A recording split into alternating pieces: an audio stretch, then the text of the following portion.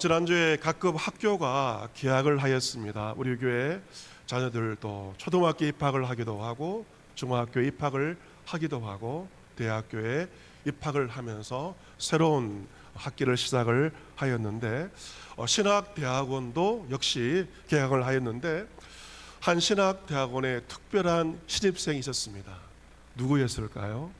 25년 동안 승려 출신이 신학대학원에 신입생으로 입학을 하게 되었습니다. 25년간 승려로서 불도를 닦은 그에게 4년 전에 예상치 못한 일이 벌어졌습니다. 그것은 바로 성경을 읽어야겠다는 그런 강한 마음이 생기게 되었고 성경이 자꾸만 보고 싶어졌습니다. 그래서 기독교의 조예가 깊은 분에게 이야기를 했더니 이야기를 하기를, 스님 지금 성경을 빨리 읽어야 합니다 라고 이제 답을 하게 되었고 3일 동안 그 생각이 떠나지 않았습니다. 그리고 결국 성경을 손에 들게 되었는데 처음에는 단순한 호기심으로 이제 성경을 읽었지만 6개월 동안 성경을 정독했습니다. 6개월 동안 성경을 정독하고 나자 그의 삶이 송두리째 바뀌게 되었습니다. 성경을 난생 처음 일독을 한 것이죠.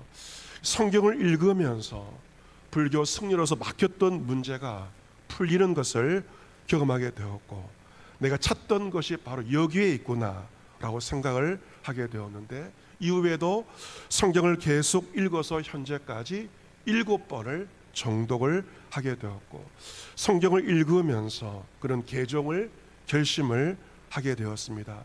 본명이 법각이었는데 본명을 버리고 세례를 받게 되었고 이름도 바꾸었는데 김엘리사, 구약에 나와 있는 선지자 김엘리사로 이름을 바꾸고 그리고 신학을 정식으로 배우기로 마음을 먹고 이번에 신학대학원에 입학을 하게 되었습니다. 그런 새로운 길을 걸어가려고 합니다. 유교와 불교를 넘어서서 기독교 진리 전파에 힘쓰는 그러한 사람이 되기를 원합니다. 하나님께서 자신을 여기까지 인도하셨으니 남은 길도 맡기겠다라고 말을 하고 있습니다. 여러분 이것이 바로 말씀의 능력이며 복음의 능력인 줄로 믿습니다. 말씀과 복음은 한 사람의 생애를 완전히 바꾸어 놓는 놀라운 능력이 있습니다. 오늘은 사순절 첫 번째 주일이죠. 우리 올해 사순절은 어떤 성경과 함께 합니까? 로마서와 함께 우리는 이번 사순절을 보내고 있습니다. 여러분께서 지난주도 수요일부터 로마서 성경 쓰기를 하면서 한 주간을 보내었을 것입니다. 슈페더라는 학자는 말하기를 이 성경을 반지에 비유한다면 로마서는 그 반지에 어디에 해당될까요? 보석에 해당된다고 이야기를 하였습니다. 이 로마서는 수많은 사람을 변화시킨 책입니다. 지난주에 말씀드린 어거스틴을 변화시킨 책이 바로 로마서이죠. 종교개혁자 마틴 루터는 어떻게 해서 종교개혁을 일으켰는가? 로마서를 읽다가 종교개혁을 일으키게 되었습니다.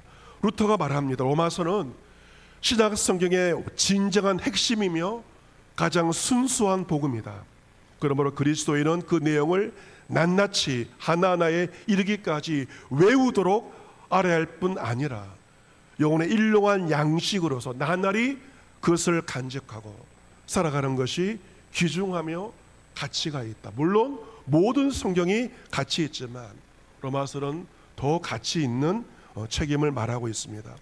감리교의 창시자로서 영국을 변화시킨 요한 웨슬리도 로마서를 통하여 큰 은혜를 입었고 영국을 변화시키는 놀라운 일이 로마서를 통하여 나타나게 된 것입니다.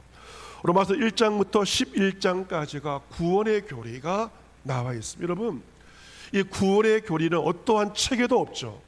세상의 책에는 없지만 로마서에 1장부터 11장까지 구원의 교리와 도리가 있습니다.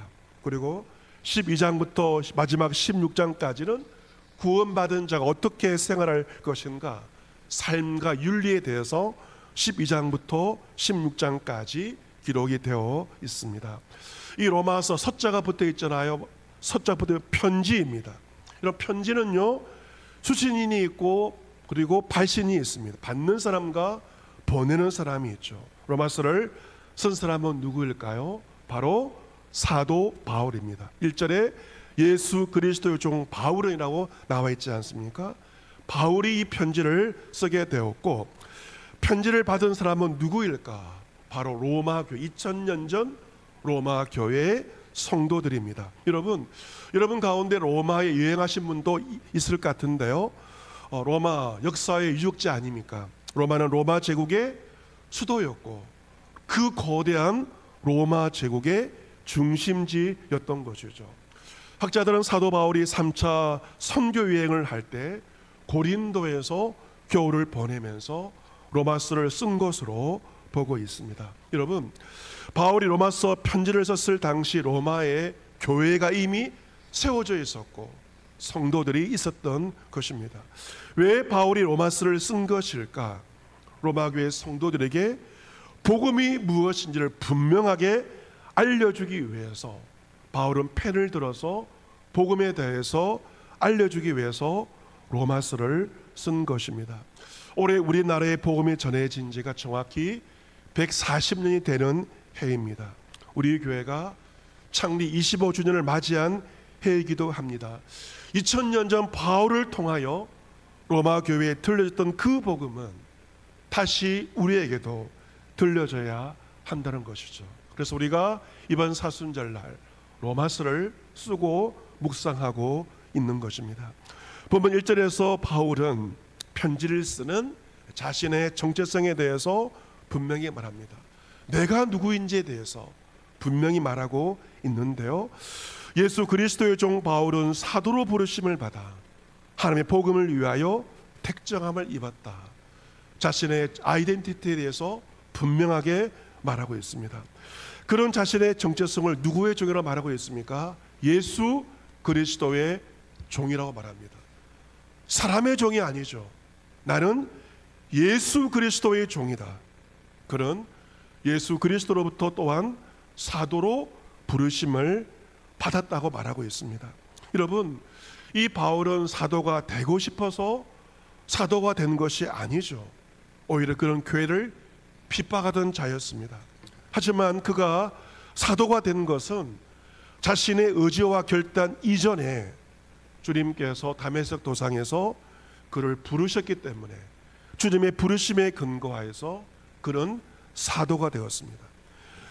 그러 하나님께 택함을 받았습니다. 그 택함은 어머니의 뱃속 이전에 만세 전에 하나님께서 세상을 창조하시기 이전에 택함을 받은 것입니다. 여러분, 바울이 그리스도의 종이 된 것과 사도로가 된 것, 이 모든 이유는 무엇일까? 목적이 무엇일까? 목적은 바로 하나님의 복음을 위해서입니다. 오늘 설교의 제목이기도 한데요, 같이 보겠습니다. 하나님의 복음을 위하여. 누구의 복음을 위하여? 하나님의 복음을 위하여.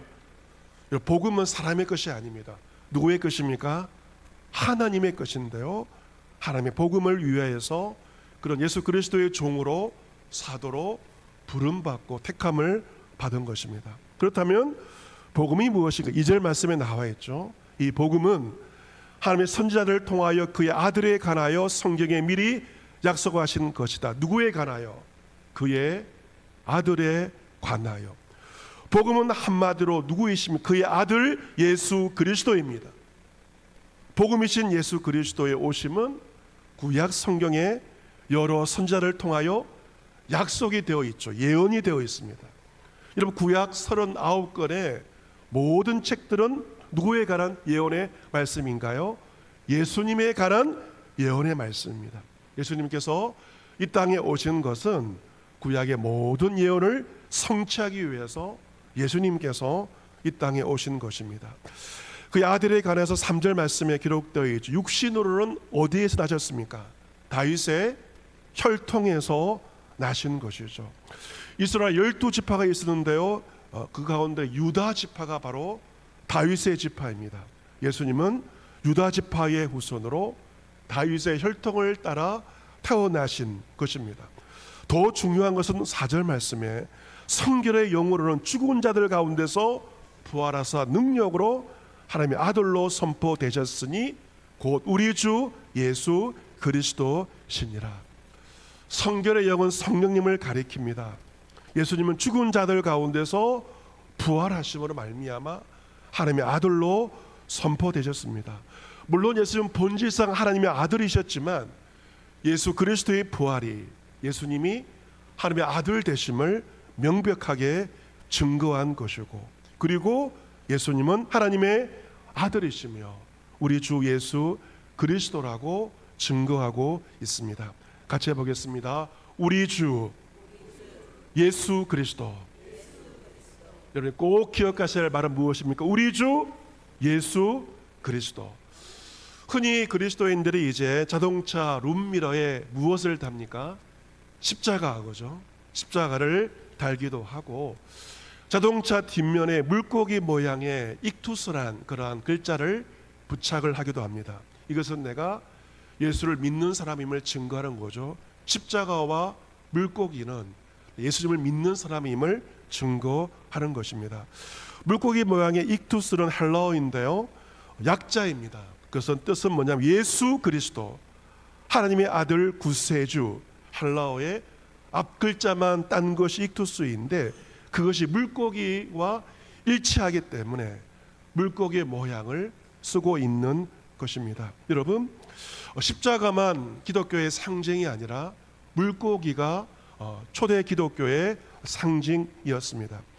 기독교가 로마 제국으로부터 공인되기 전까지 수백 년 동안 기독교인들은 극심한 박해를 받았습니다.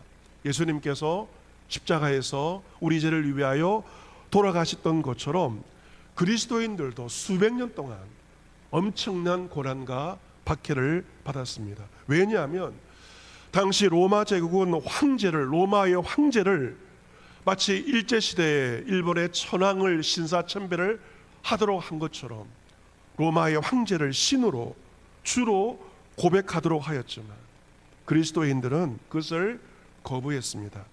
하나님의 아들 예수님만이 주라고 구원자라고 고백하였고, 이로 말미암아 엄청난 박해를 받았습니다.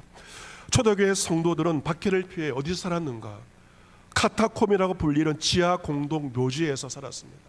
평생토록 죽을 때까지 지상에서 살지 못하고 신앙을 지키기 위해서 그 습기가 많은 지하 공동 묘지에서 평생을 살았습니다.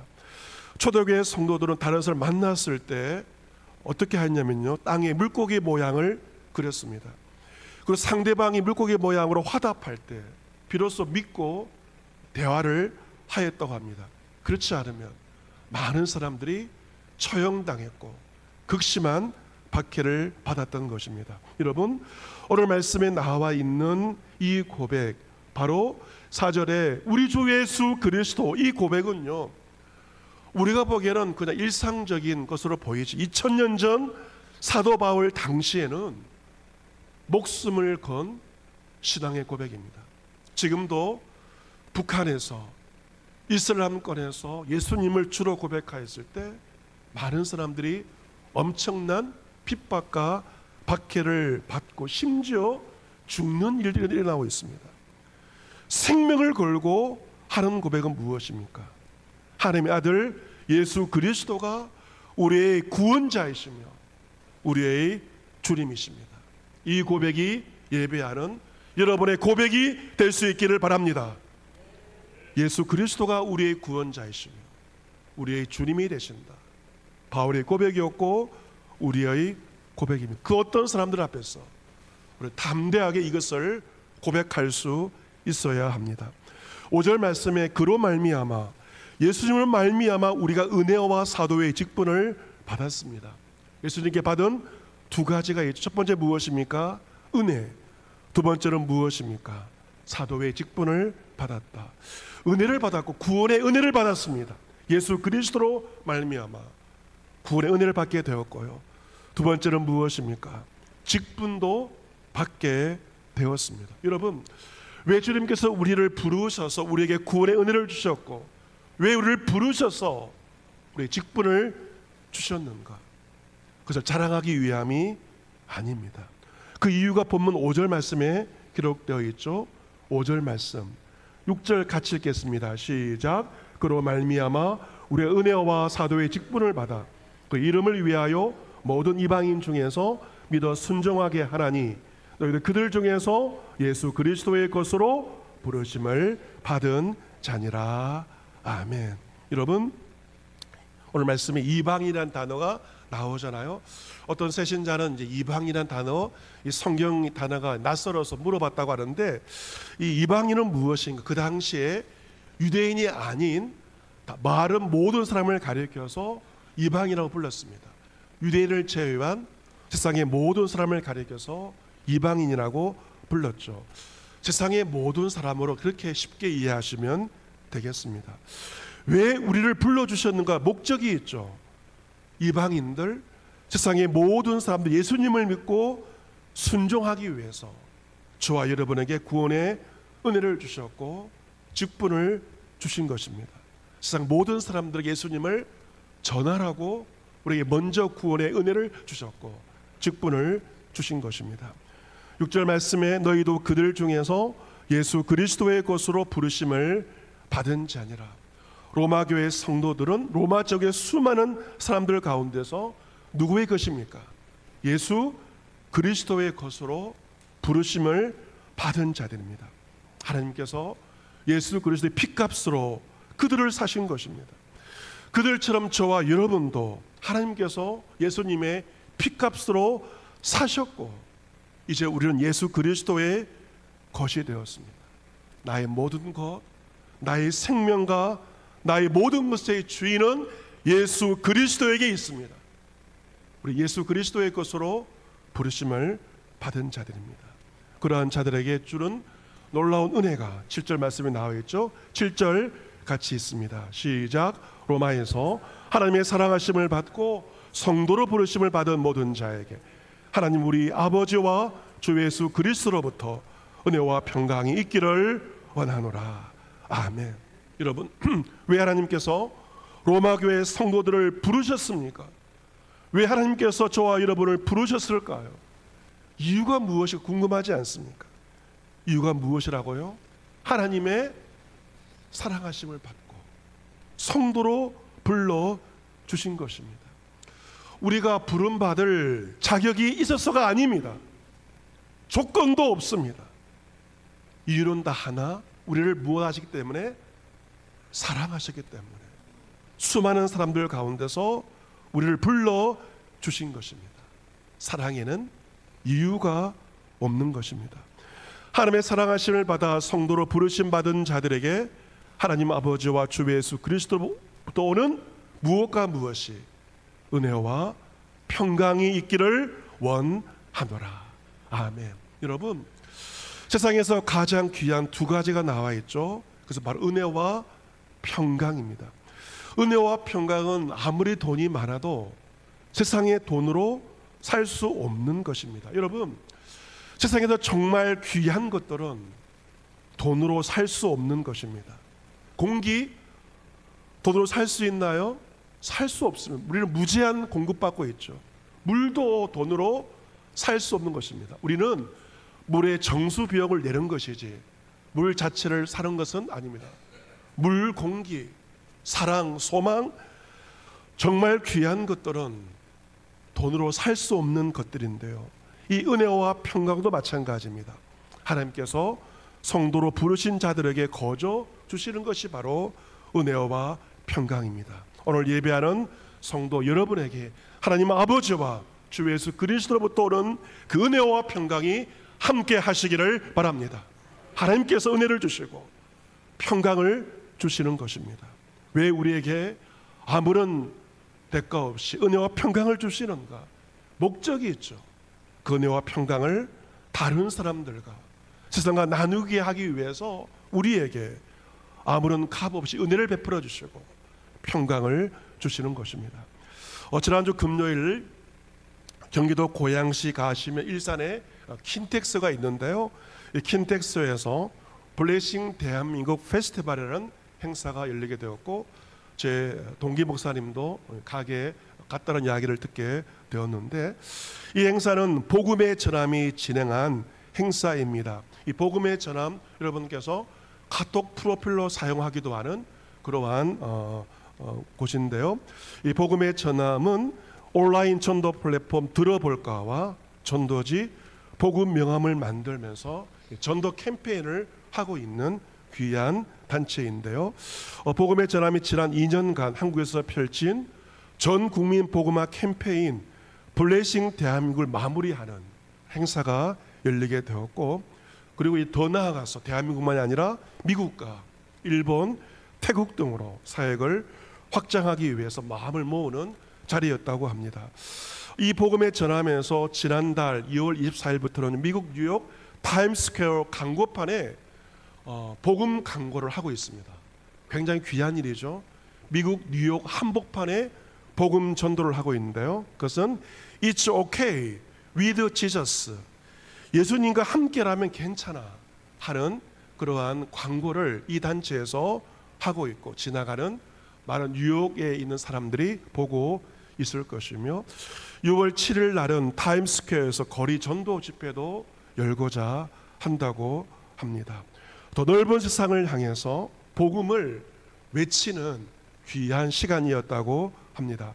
그날 사이는 아침마당 진행하시는 김재원 아나운서가 믿음 좋은 사랑의 교회 장로이신데, 김재원 아나운서가 사회를 보았고, 코미디언 이성미, 배우 윤유선, 가수 류지강 등 연예인들도 함께 세계 복음화를 위해서 기도하는 귀한 시간을 가졌다고 합니다. 여러분, 이 코로나 팬데믹을 지나면서 미국 한인교회 700여 곳이 문을 닫았다는 통계가 있습니다. 코로나를 지나면서 한인교회 많은 곳이 문을 닫은 현실입니다. 한국교회 현실을 두고 많은 이들이 어려움과 위기의 때라고 이야기를 하고 있습니다. 하지만 우리는 어려운 시기일수록 하나님 주시는 희망으로 복음 전파에 매진하여야 할 것입니다. 블레싱 코리아, 블레싱 울산, 복음을 전함으로 울산을 축복하는 것입니다. 우리 교회 전도 대원들도 이번 주부터 복음 전도 사역을 시작하고자 합니다. 사랑하는 성도 여러분, 하나님께서 저와 여러분을 부르시고 택하시고 우리를 구원하시고 직분을 주신 이유는 하나님의 복음을 위하여서입니다.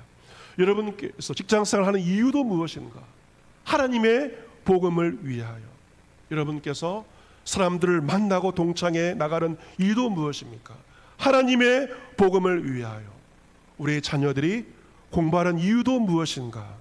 하나님의 복음을 위하여서입니다. 복음은 예수 그리스도가 우리 유일한 구원자이시며 세상의 주이심을 선포하는 것입니다.